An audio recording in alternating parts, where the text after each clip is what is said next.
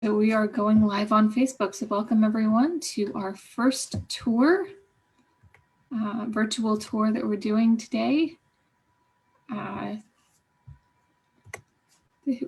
for Nevada County Reads and Writes 2021, featuring the Roundhouse by Louise Erdrich. So today we are going to do a tour of the Deer Creek Tribute Trail, and I'd like to introduce you all to Shelley Covert, who is a representative from the Nisenan Rancheria and the California Heritage Indigenous Research Project. So welcome, Shelley. Thank you. Hello, everybody.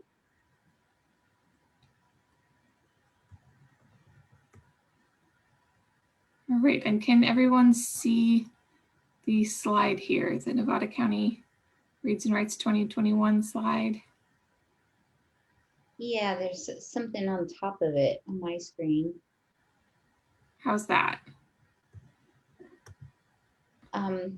There's like a big gray, oh, it's moving. I don't know if it's just my computer screen, but there's a gray thing over the top of it. Oh dear. Okay, is everybody else able to see it? Gray rectangle overlay. Okay, let me try again.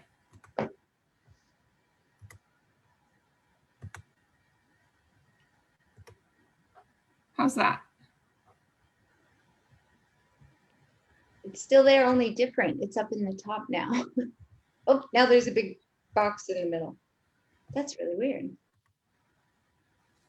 Oh, I see video.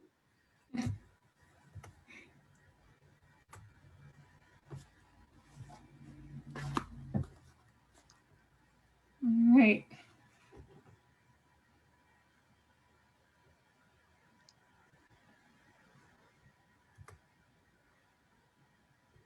Everybody else is seeing a box.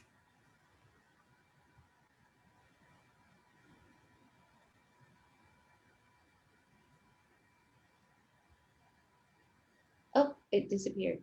Okay. It's gone. All right. Well, Shelley, just let me know when you'd like the next slide and we'll get started. All right, sure, I'm ready. All right, so here's our first video. Awesome. So this is the sign that is right at the Nisenan tribute site. Oh, our boxes are back. But this sign was created in partnership with the Sierra Fund as part of the Deer Creek Tribute Trail. And it was really a nice experience putting together this interpretive signage.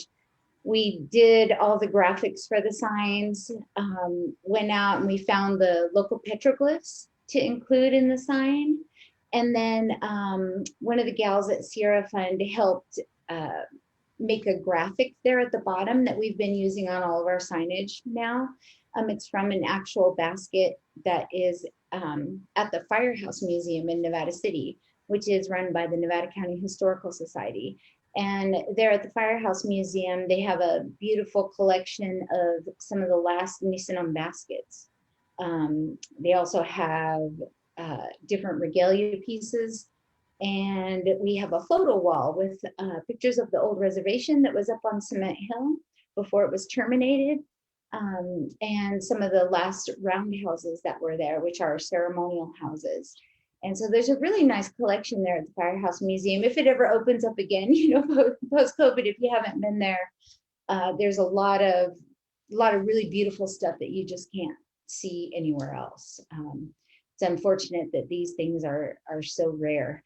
But then these petroglyphs, I'm not sure if we have, I don't think we have pictures of that today, but my cousin Saxon went out and we replicated these petroglyphs out on the rocks at the tribute site.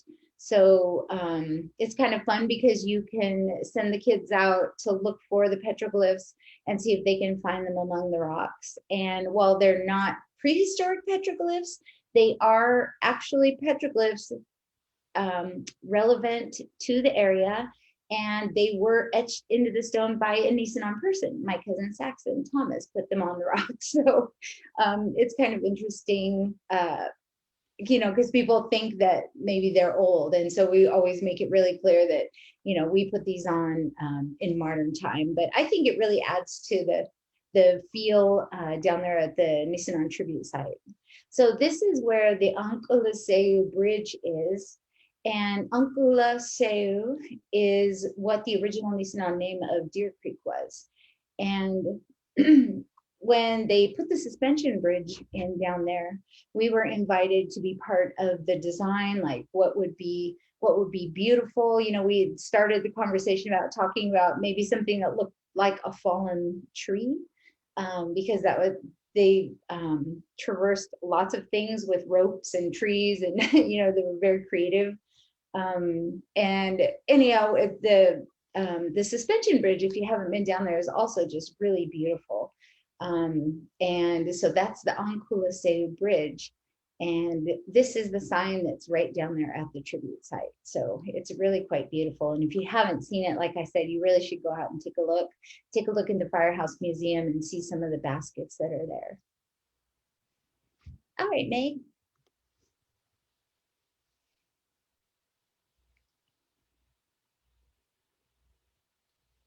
So this is another sign that we did in partnership. We did a lot of these interpretive signs on this side of the trail with Sierra Streams Institute, and worked for a long time, really getting these signs right. I think they were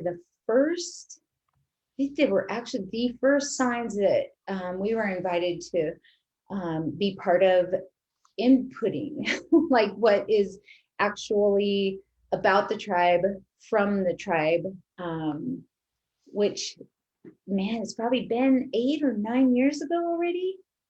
Wow. So it was a very new thing for us as we were stepping out into the community and trying to, make connections and be visible again. The gold rush came in such a swift, fast way that it completely erased the tribe. And I know growing up here and going to school here, the culture of the Nissinon people, our history, the pre-gold rush history really was completely absent from my schooling. And from most folks that I talk to, that they are not learning about the Nisenan people. They're not learning about that pre-gold rush history, which was here for thousands of years, a completely different society that had, its own economic well-being, its own religious and social well-being, the way that that society lived in symbiosis with the landscape. Everything in the culture is from the land, from the animals. And, as we do these revitalization efforts today, trying to, I always like the analogy of, like, there's a rug or a scarf or something, and it's unraveling, and there was a pattern or a picture there, and it's unraveling, and I feel like we're just grasping the threads. And sometimes a piece of the pattern remains, or that picture that was there, but some of it, it's totally gone, and we can only guess what it was. But one of my favorite parts, actually, I guess it's what do you call it? A double-edged sword. My favorite part is the connection with the land, that, the lovely baskets were from local trees and bushes and roots. All of our ceremonial regalia was from local animals, feathers from local birds and local waterfowl. And in order to re-engage with the culture, we're finding it very, very difficult, because the things that we need for the culture to make regalia sometimes just no longer exist here. The grizzly bear is a huge part of our teachings. The grizzly and the animals are always the knowledgeable and wise ones, and the humans are always the dumb ones that are messing things up and need to be taught. So as we do these cultural revitalization moments, getting all the community support, it's kind of daunting to know that we can't probably I mean, I have hope that we could one day, but we're probably not going to be getting a full condor to make a sacred condor cloak out of, because the condors are so endangered. The salmon ceremonies and the salmon doctor and all those different parts of culture, just the salmon aren't here anymore, for obvious reasons, because of the dams and the gold rush that shallowed our water channels here. So, this sign was one of those moments where we got to kind of bring some memory to the sign. We worked with Charlie Price, who was with the Tahoe National Forest at the time. He made all kinds of maps, and he was really good at that, and kept beating us, not literally beating us, but beating us down to our word limit. He's like, people can't, read 4 paragraphs as they're jogging along down a trail or, taking a hike. They may stop for, 30 seconds or so and take in some verbiage that you want to share. But so we kept, because there was so much to say, especially this literally was the first sign. And there was so much to say, and he kept saying, it's a little much. It's, can we squish it down a little?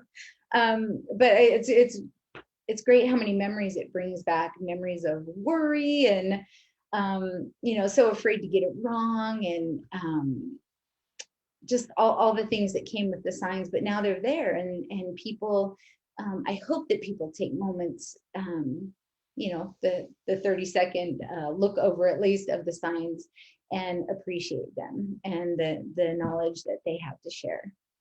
Okay, Megan.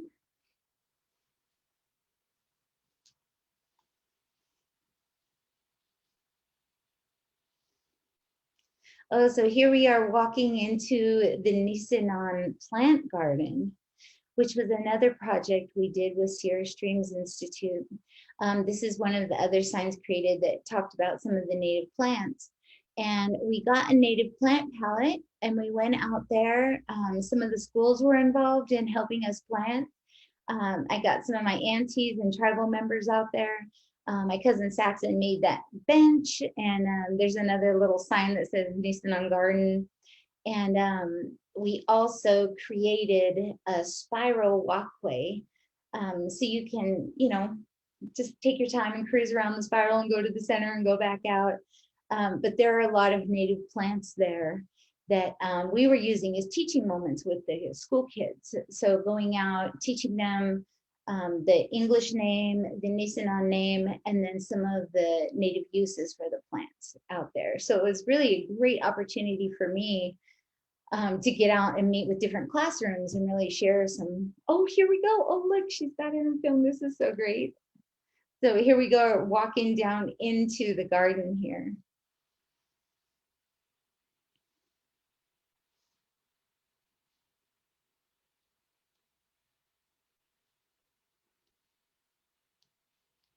And I suppose in times of, probably right now when the plants aren't showing, it's kind of hard to tell that there's something there. So I'm really glad. Yeah, there's the sign that Saxon made. It says Nisenan Garden. And then you head on down the trail and there's a bench so you can sit, and it's where I like to be, is sitting when I'm walking. This is the best virtual tour, by the way. I get to sit and walk. This is great. Yeah, you can sort of see the spiral there. I know the kids love going in there. They go in and they come back out and go back in.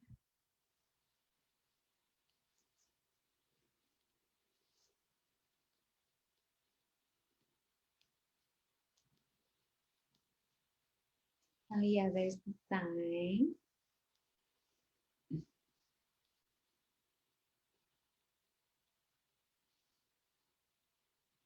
And we had hoped to,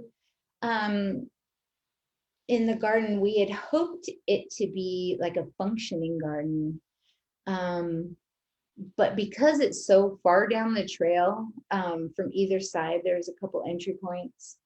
And in the summer, it needs to be watered. And that really became an issue because of, the small capacity that we have. So it really became more of just what'd you say, display garden, or much smaller. We weren't using it, like we weren't coming and harvesting from it. Like sometime in the future, we hope to have that, a native garden that has not only food, but herbs and medicine. And also this is in a really public spot. You can see it's right there beside the water treatment plant, which is, not the, with no all due respect, not the most scenic spot to be. I mean, it's beautiful when you're here looking at it. Oh, I love that you can see the spiral real well now. But it is right beside the water treatment plant, and in a perfect world, we could have a garden, especially for sacred plants and medicine plants that isn't necessarily beside the water treatment plant. But because it is on a pretty public part of the trail too. Oh, you can see some of the little sticks that show which plants are where. But a lot of people do go by, and again, I hope that they, sit on the bench that Saxon made, and see that there's that sign there about I think soap root, and I can't remember the other plant that's on the sign, but there's some nice verbiage there that comes from the tribe. It's a nice moment.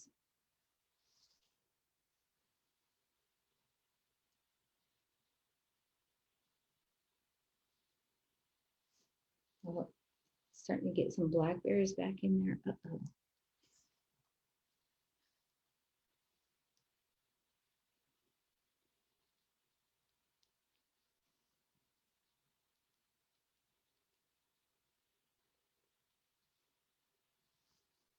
Awesome. Thanks to Megan for, was it you that you went out and got all these videos? That was pretty cool. It was myself and Sydney Joyce, so two of the staff from Madeline Helling Library. So yeah, thank you for doing that. So here's a picture about the gold rush devastation. And that's a picture of my grandma on the sign. And there's a little caption there.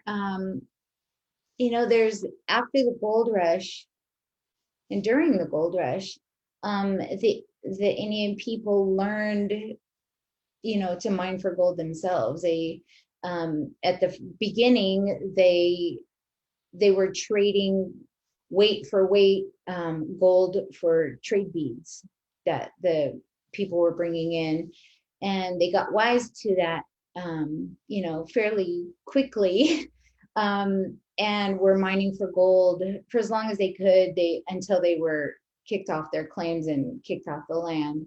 But even up until my grandma was born in 1921, and even up until she was in her early teens, she was mining for gold to care for herself and the two old ladies that she was taking care of. And here's her story here.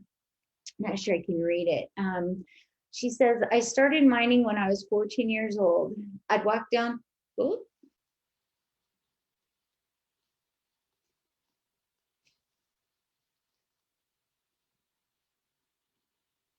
there she is. Oh, great, thank you. I'd walk down to the river with a small pail for my food, my gun on my side, and my equipment. I would pan all day and trade the gold for food for us. Auntie would wrap my legs in burlap soaked with bacon grease. Pigs eat rattlesnakes, so I guess the snakes didn't like the smell of bacon and stayed their distance from me. I knew it was time to climb up out of the canyon and head for home when the sun hit the top of the mountain. No, it wasn't easy being Indian back in those days. And there's something so amazing about this photo. So and I didn't realize this until I got a little older, but the thing that she's wearing on her head is actually her dance belt. So, and the Nisenan women, when they dance, they hold the dance belt like this, and they do their thing. And so one day I had said, Grandma, isn't that your dance belt? And she said, yeah. And I said, well, why is it on your head? And she said, well, that's where the photographer thought it went, and I didn't want to embarrass him. And I mean, that's just kind of the way my grandma was. But at the same time, it just speaks to, you know, this whole idea of what an Indian should look like. And I'm sure it comes from Hollywood and all the things that we're constantly fed, you know, what Native people look like and what they do. Most of it's Plains Indians, you know, from the Old West shows and different Hollywood depictions of what Native people look like. And in his mind, that's what it was. It went on her forehead. And so she put it there to not cause him any embarrassment.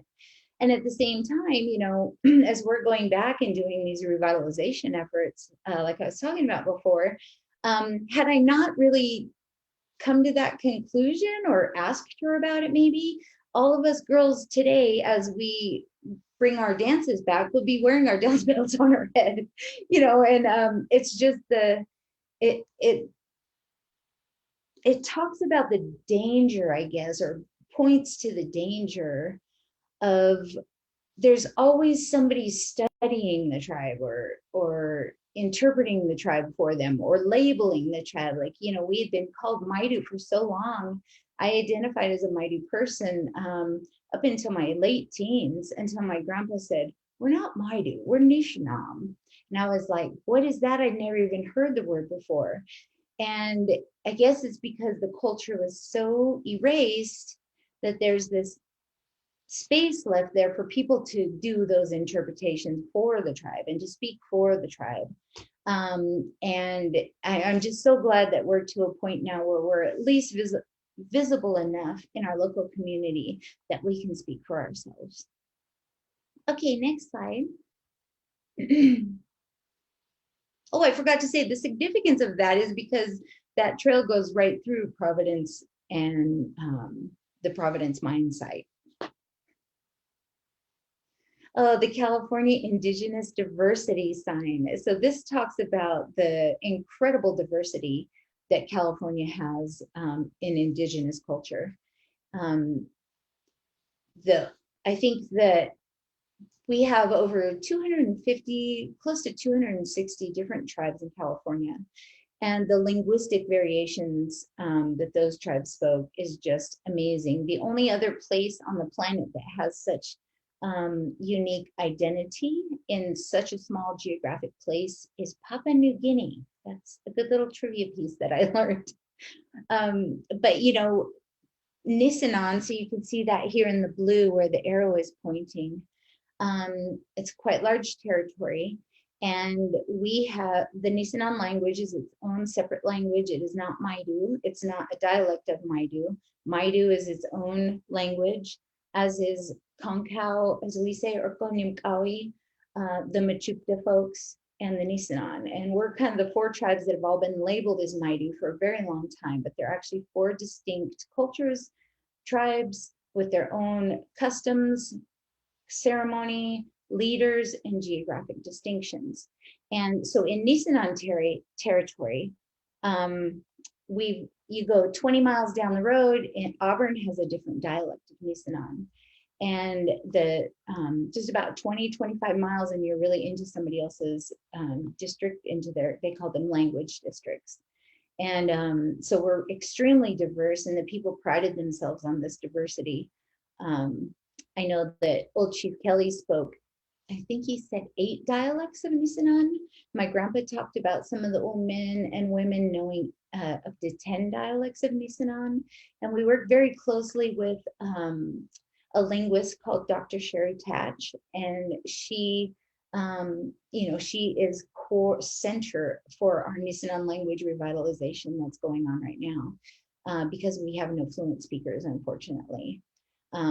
So before my grandma passed away, she was, you know, she always sang songs and told us stories and words. But now we're really, I mean, we've all got the bug, and we're trying to get the language back as much as we can. Okay, next slide.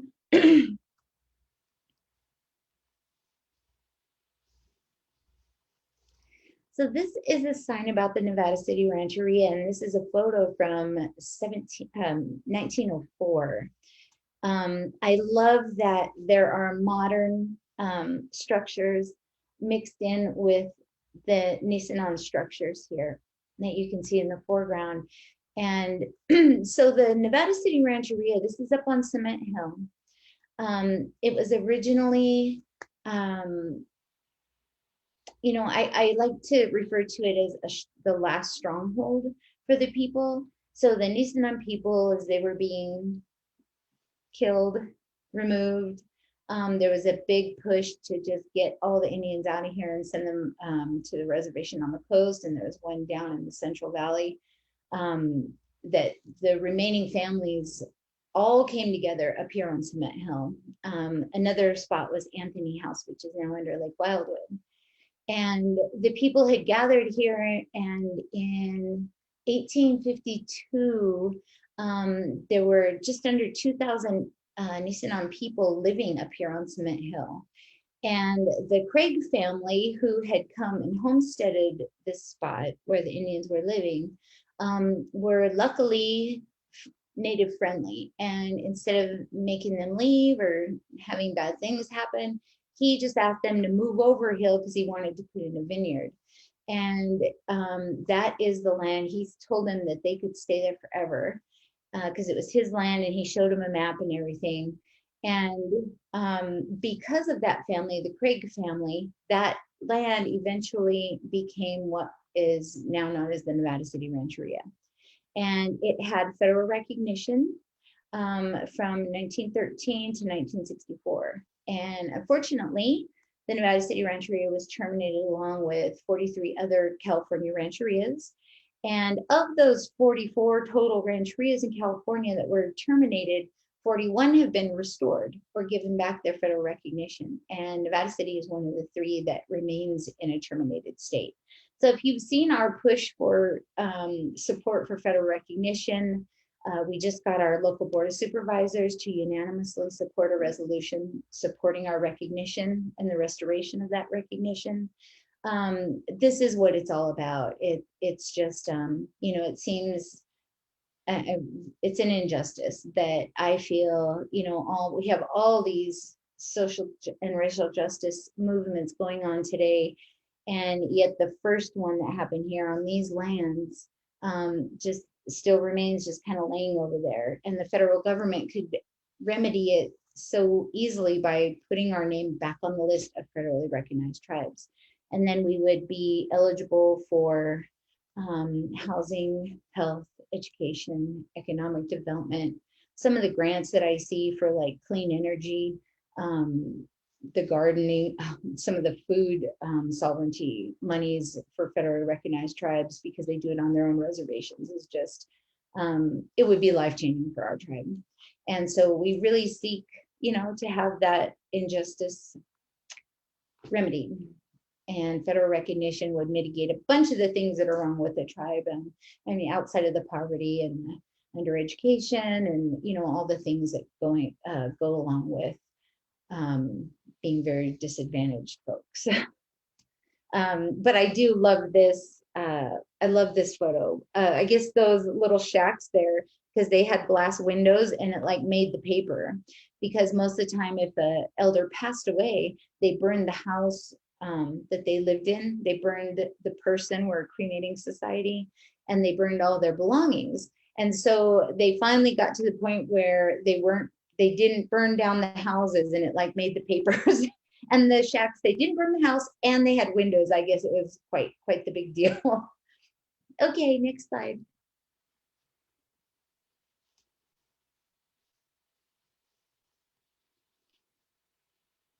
Oh, here we go. We're at the bridge. All right. So this is Ankola Bridge.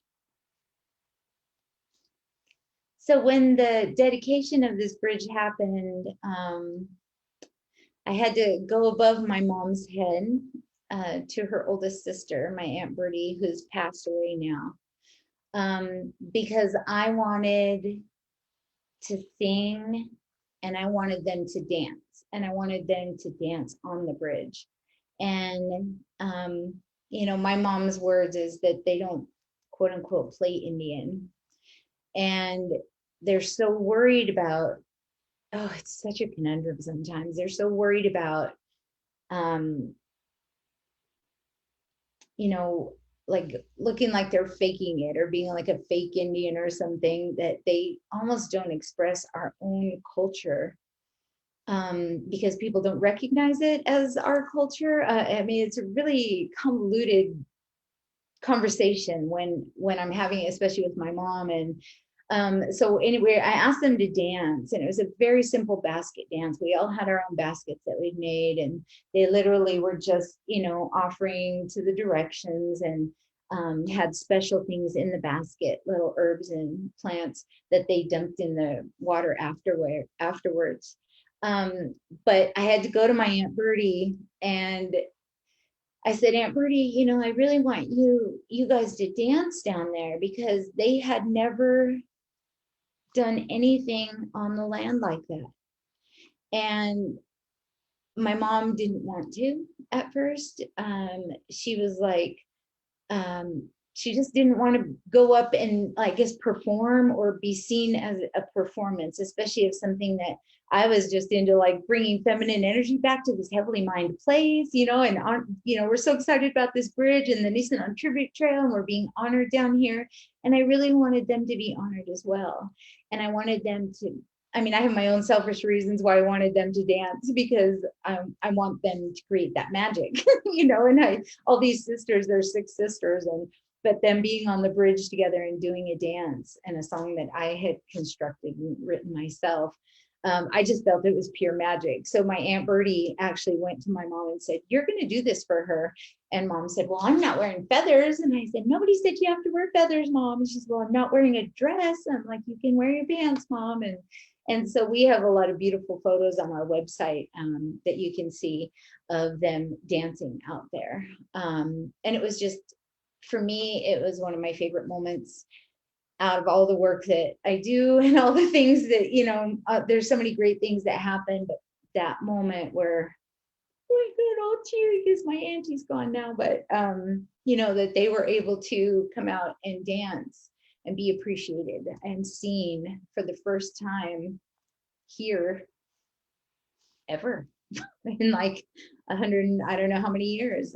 It was just a really beautiful thing. But then I found out my Auntie Bertie is terrified of heights. And if you guys have been on this bridge, if you move at all, it kind of swings, and they dance like 4 whole rounds of the dance out there. And she must have been petrified, but I didn't know it. And I feel bad for that. But she got those girls out there and made it happen. And it was one of my favorite moments ever in my lifetime. And I'll always remember it. And it happened right there. Okay, Megan.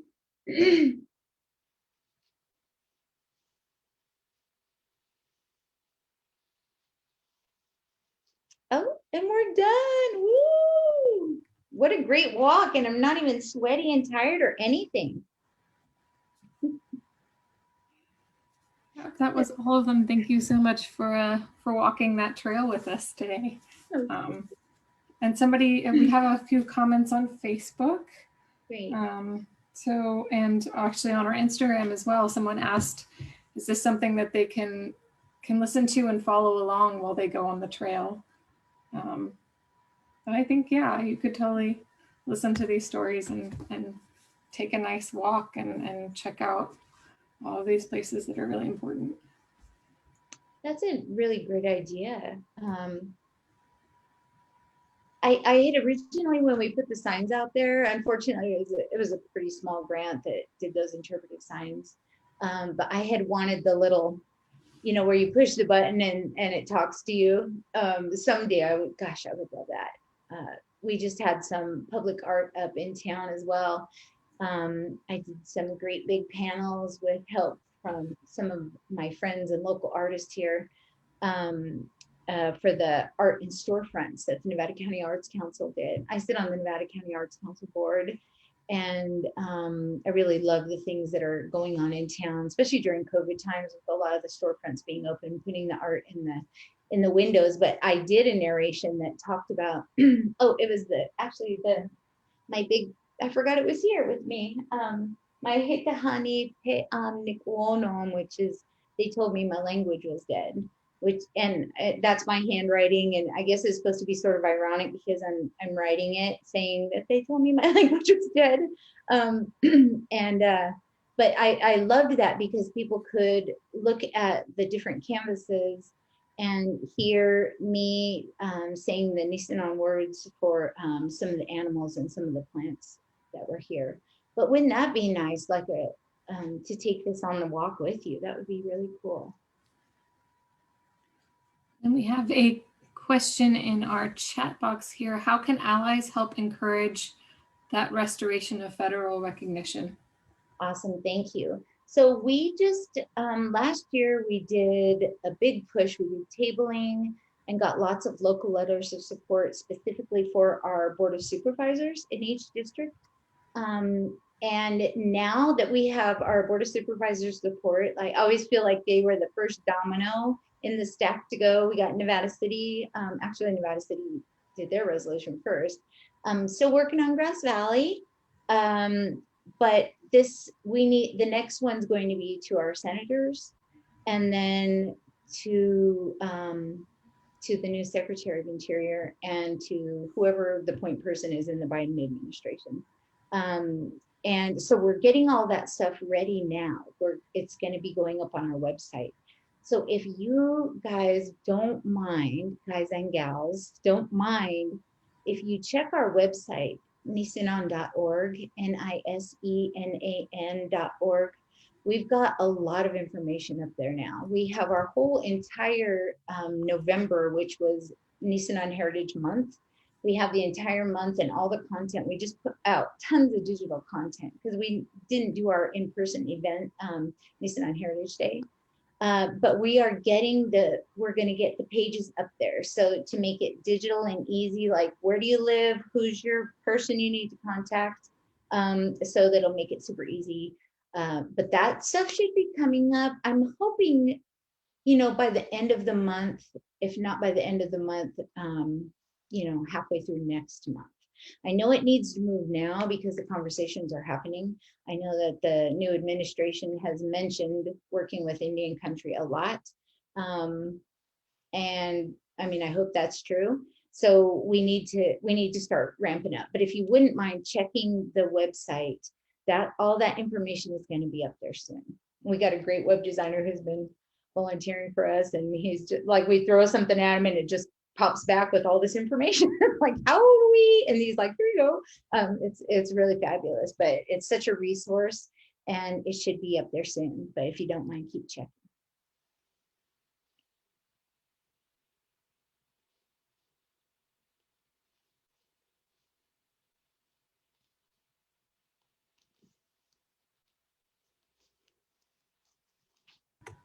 Okay, another comment in our chat. Hi, Shelley. Thank you for the stories. I'm wondering if you have more to share today about reclaiming the former mining space through ceremony and/or restoration, and what community allies can do and support spiritually, financially, logistically, et cetera, et cetera.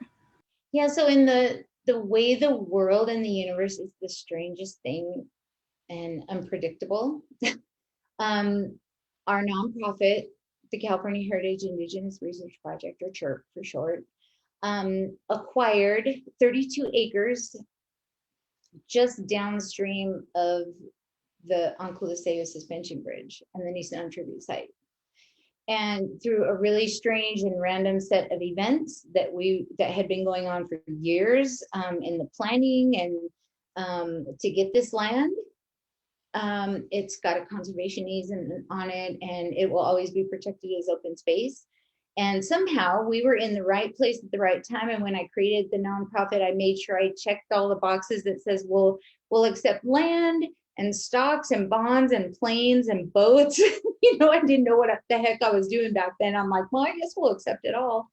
But because CHIRP can hold land, we ended up with 32 acres right down there on Deer Creek, and it has the land that held the Champion and the Providence mine. Well, the Champion mine on one side and a little tiny piece of Providence on the other side. And so we've had that land, I think, just over 2 years. And it's the strangest thing. I know part of it is a bit of disbelief that like we have land. It's hard. I mean, I know Chirp owns it, the tribe doesn't own it, but there's like this sinking in period that it's taken a long time to sink in that we can do things there. There are contaminated site spots out there that we're working closely with the Sierra Fund to make sure that anything that needs mitigating gets mitigated. And then, but the beautiful, usable spots that are perfect for ceremony and gathering and stuff are clean. So, but we're working on a land management plan. You know, have pulled the tribe to see what they want to do out there. And really it's just to have a spot to gather. They would love to have a kitchen and a bathroom and, you know, a caretaker out there, a lot of storage so that they can store, you know, if they cut willow, they can store willow, different things that, you know, can be stored outside, acorn, pine nuts, what, you know, whatever it is that they want to store, that there are spaces where it can be kept safe there. And also to begin the planning of what plants, I mean, the obvious ones that, you know, we would like to have access to, because, you know, it's our land. It's so hard to say that, it's so weird. But I'm hoping, you know, in the future, again, we move really slow. We move, the tribe moves really slow and very deliberately. When it does take a step, it's very deliberate. And I think it's just taking time for it to sink in. But I hope that in the next, you know, if we were to make a 5-year plan, that we're having educational events out there. I would love to have a space for the kids to come, the little ones especially, and learn about plants and animals and that kind of stuff, and really just a place to be together in community.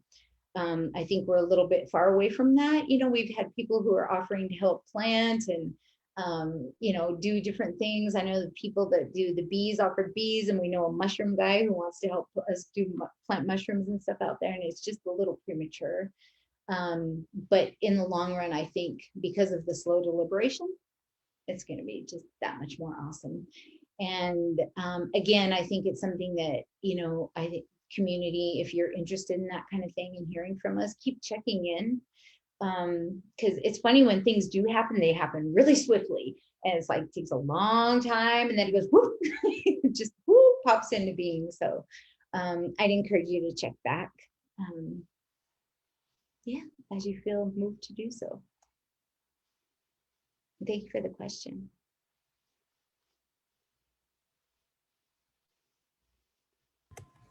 All right, thank you. I think that's all of the questions that I'm seeing, but this was an absolutely wonderful virtual tour with you, Shelley. Thank you so much. We always enjoy getting to work with you. Thank you, and I appreciate the question so much. I didn't, you know, I'm sorry I didn't answer the last part of, you know, how to support spiritually, financially, and logistically. We have a lot of events. I feel like we had some really successful fundraisers recently at the end of the year.